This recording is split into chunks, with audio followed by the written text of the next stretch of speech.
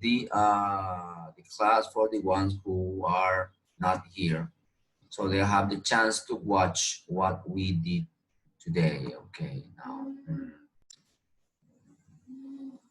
okay. And let's begin with the videos that I brought. Usually begins the class with the video. I'm gonna talk today, right now I'm gonna talk about, let me see. Now let's begin with this one.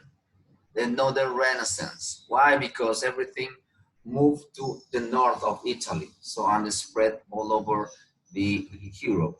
Okay, now let's watch this video. We're not gonna watch the whole video, just part of the video, because it lasts like 8 minutes and that's too much, okay? Let's watch only like 3 minutes, okay? So how did the Renaissance spread to other parts of Europe? Well, there's a couple of reasons. One was warfare. For example, you had the Kingdom of France fighting with some of the Italian city-states. So the soldiers from France would go to Italy, notice the ideas, and bring it back to them, and then it would spread through other parts of Europe. Also, you had artists that came from France or other parts of the Holy Roman Empire that would, like Albrecht Dürer, who would then go to the Italian city-states and bring stuff back with them, these ideas, right? Ideas travel, not just goods. Scholars did the same thing. The church also was based in the Italian city-states, so people there, priests or whoever who went to seminary or to study or to visit Rome would bring back ideas as well. So it's not just from warfare. So let's look at Northern art a little bit. They had some of the characteristics, or actually many of the characteristics that we discussed earlier. Realism, but also you see some naturalism, a lot more of nature in Northern Renaissance art. More of the work is done on wood, and they use more oil paints as opposed to maybe Italian frescoes. They had an interest in landscapes. We'll see some examples of that. They also didn't just worry about saints and aristocrats. There was also an emphasis on peasants and their middle-class lifestyle. As you see here, an etching, which literally means it's carved into wood by Peter Bruegel the Elder. And this was done in the mid-1500s in the Netherlands. Now, this is very late Renaissance. Some people would say this actually isn't even Renaissance, but this is a Vermeer. He was Dutch. And notice again some of the characteristics we've discussed. Notice how real it looks. Notice the light and shadowing. Notice the individualism. But how cool is it here that individualism is that ordinary people are important here too, such as a milkmaid, which is actually its title. We have Jan van Eyck. He was also Flemish. We'll talk more in class, like where is Flanders, where Flemish people are from. A lot of his work had courtly aristocratic themes, so not everything was about peasants and the average person.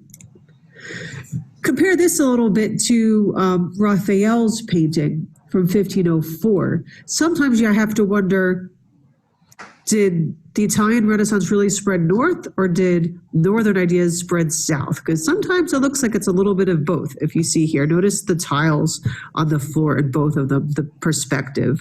Notice the pillars and the columns. So you see classicism in both. You see perspective in both.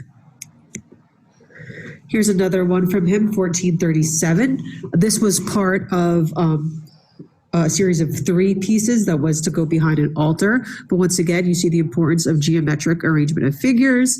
You see perspective. You see classicism with the columns. We have Roger van der Weyden.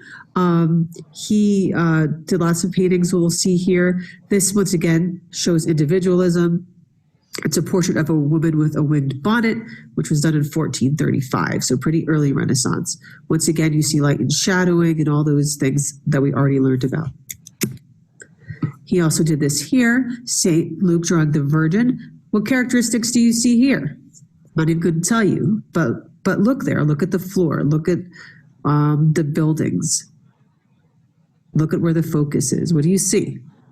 What does it look like, what we've already seen before?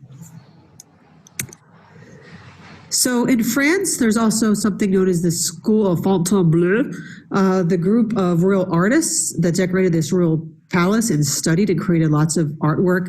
They had two distinct periods, but overall it happened between the 1530s and 1560s. So here's an example of one of the pieces that was produced there, Diana the Huntress, which was made between 1550 and 1560. What characteristics do you see here? It might help if you know about Diana the Huntress, a goddess from Greek mythology. So right away, you know there's classicism in this piece. You might find some other characteristics as well. Albert Dürer, a German artist who we'll look at a lot, and it's sort of fun to compare him with Da Vinci because he's often referred to as the Da Vinci of the North. So like Da Vinci, he was a Renaissance man. He was more than an artist. He was a scholar. He studied math. He was a military engineer. He painted lots of landscapes. He made lots of woodcuts because now that the printing press came about, woodcuts were almost like a wooden stamp so that your artwork could be reproduced. Okay, let's stop right here, guys. I'm trying to describe different characteristics from each artist. So anyway, this is not what we want. But anyway, let's talk now about the Johann Gutenberg. He's the inventor of the printing. Okay, let's watch this video.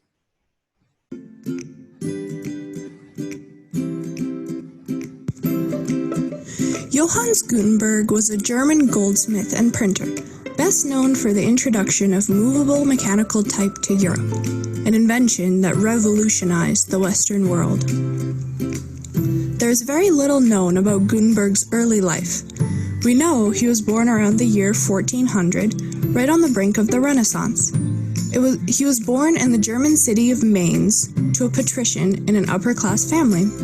Exposed to goldsmithing at an early age, this is likely where he learned much of the craft that would aid his revolutionary invention.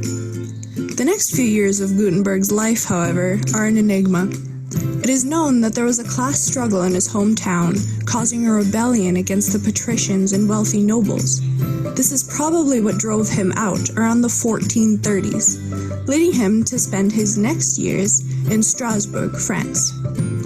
At the time, there was a growing market for devotional and religious objects, leading Gutenberg to spend his days producing mirrors for pilgrims, as well as wood and gem cuts depicting saints.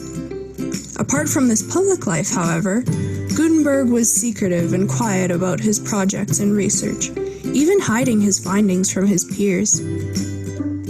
In 1439, amid lawsuits and squabbles with his partners, it was revealed that Gutenberg was working on a truly extraordinary invention. A local carpenter had assisted with the building of a wooden press, and a goldsmith announced that he'd sold a large amount of printing materials to Gutenberg years earlier. Finally, in 1456, the invention that would flip Western culture upside down was revealed in the form of the Gutenberg Bible, the first book to be printed with movable mechanical type.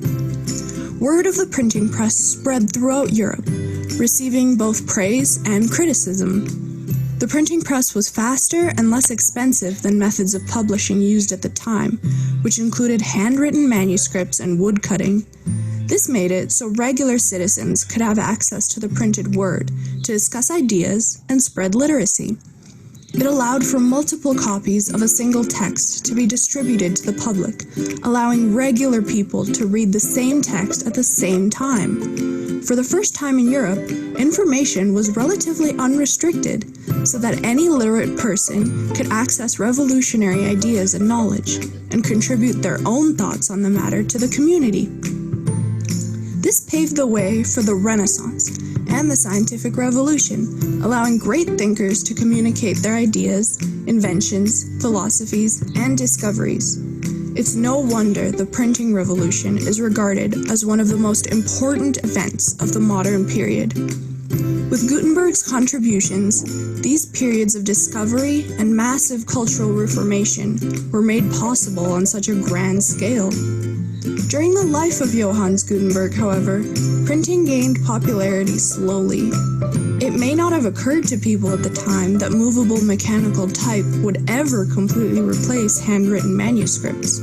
It was only after Gutenberg had passed and his invention spread to the massive European trading post of Venice did printing skyrocket in popularity and alter human interaction forever.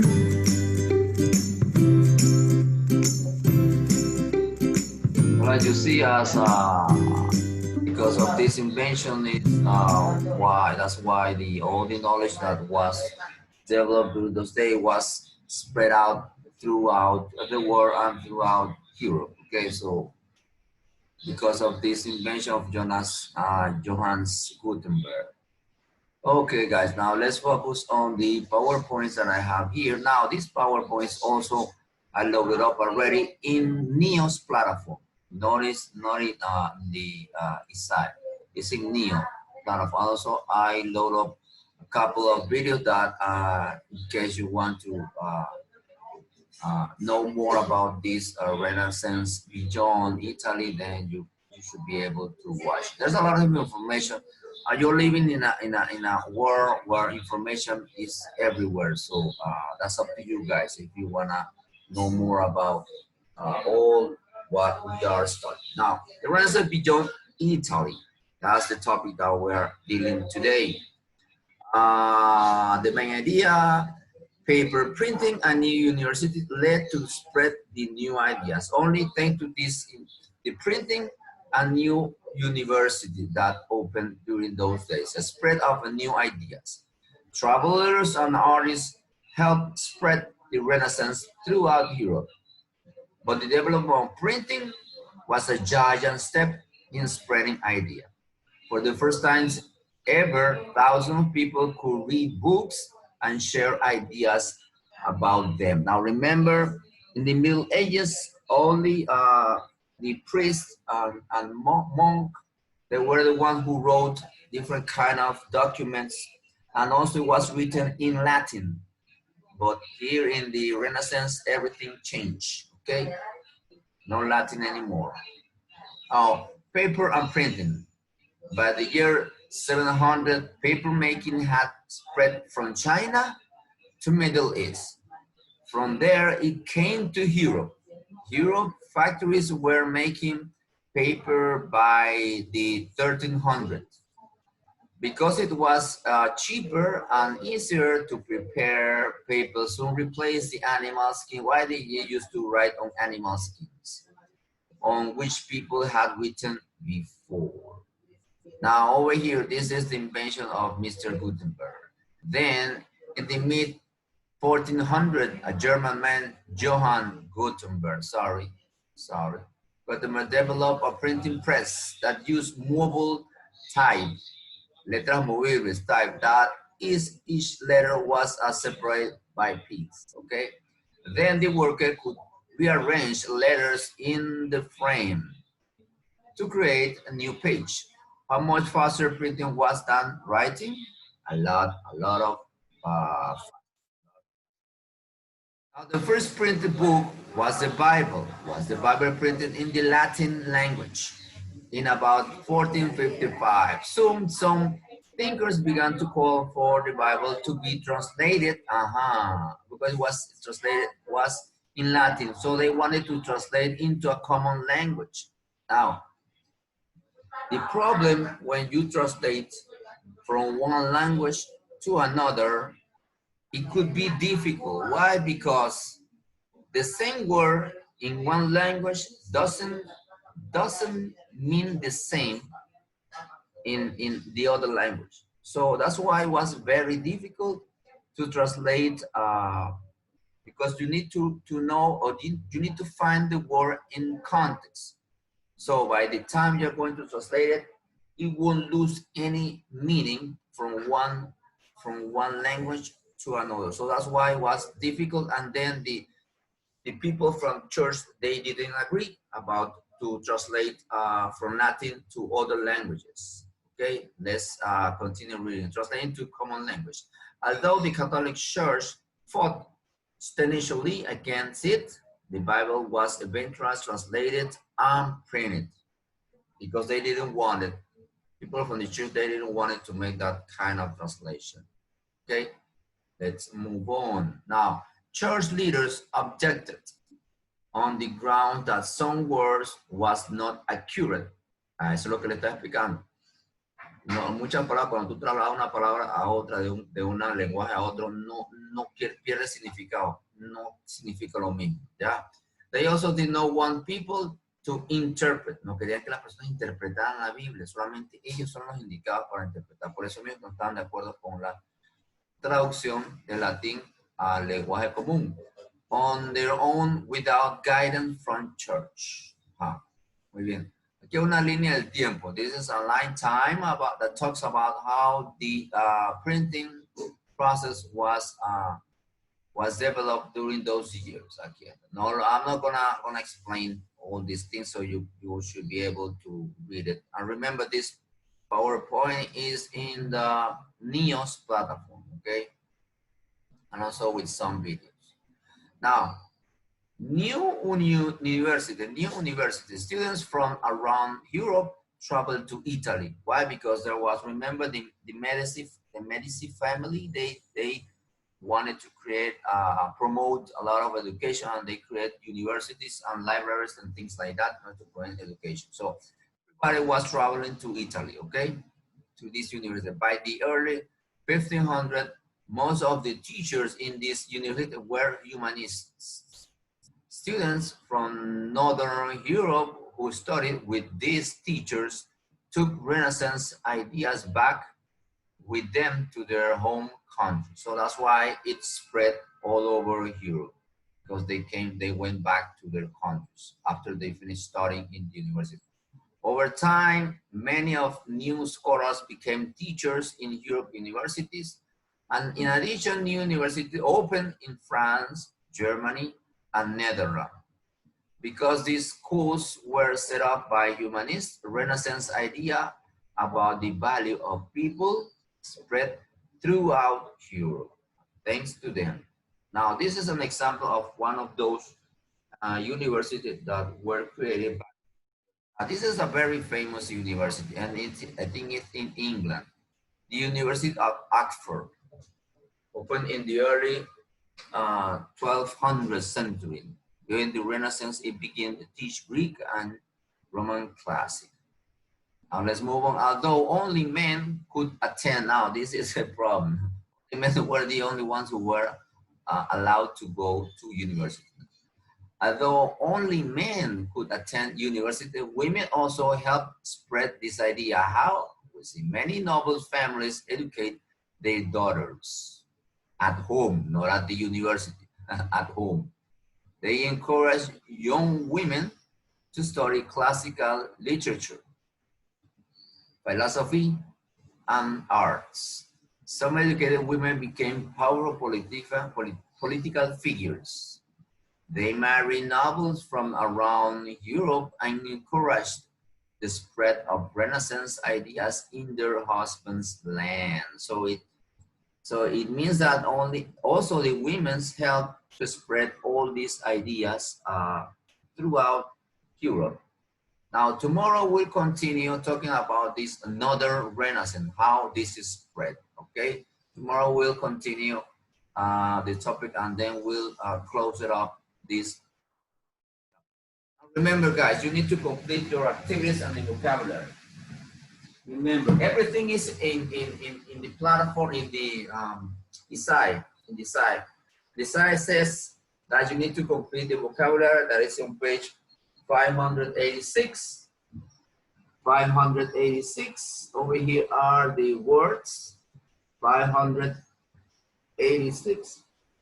You need to complete. Remember, write the title, the Renaissance beyond Italy. Then under the title, vocabulary number 2. This is the second vocabulary. Vocabulary number 2, and complete.